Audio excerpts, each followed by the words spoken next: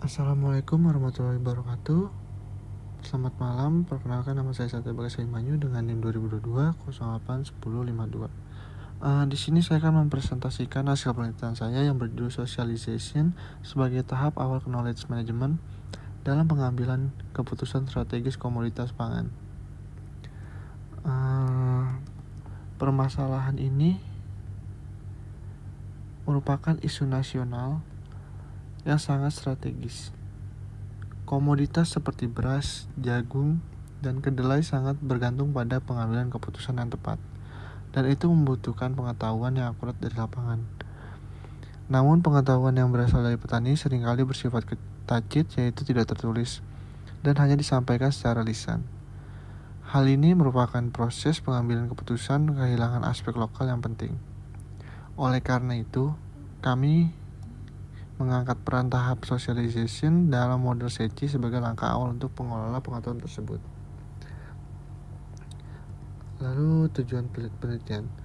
Penelitian ini bertujuan untuk menganalisis bagaimana proses socialization berlangsung di komunitas tani, lalu merancang strategis yang dapat memfasilitasi dokumentasi pengetahuan, lalu serta mengevaluasi efektivitas strategi tersebut dalam meningkatkan proses berbagai pengetahuan.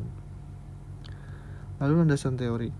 Kami menggunakan model SECI yang dikembangkan oleh Nonaka dan Takeichi.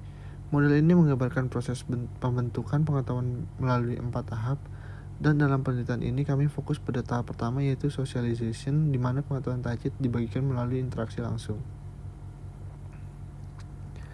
Lalu metode penelitian. Penelitian ini menggunakan pendekatan mixed method dengan gabungan antara observasi lapangan, wawancara mendalam, penyebaran kuesioner, serta kajian literatur. Observasi ini dilakukan di 2 komunitas tani, sementara wawancara dilakukan terhadap 12 informan kunci. Kuesioner disebar ke 40 responden, dan studi literatur mendukung kerangka analisis dan perancangan strategi. Lalu temuan lapangan. Hasil observasi menunjukkan bahwa proses interaksi antar petani sebenarnya sangat aktif. Namun sayangnya proses ini belum terdokumentasi. Wawancara mengungkapkan bahwa meski budaya lisan kuat, dokumentasi belum menjadi kebiasaan. Kuesioner juga memperkuat hal ini, di mana 78% responden merasa lebih nyaman berbagi secara lisan, dan hanya sebagian kecil yang pernah mendokumentasi pengalamannya.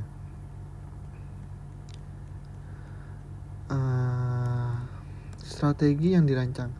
Berdasarkan temuan tersebut, kami merancang strategi dengan pendekatan kontekstual. Strategi tersebut meliputi yang pertama, forum diskusi rutin komunitas, lalu yang kedua, pelatihan fasilitator lokal, lalu yang ketiga, template pencatatan sederhana, dan yang terakhir, penggunaan media digital ringan seperti WhatsApp dan Google Form.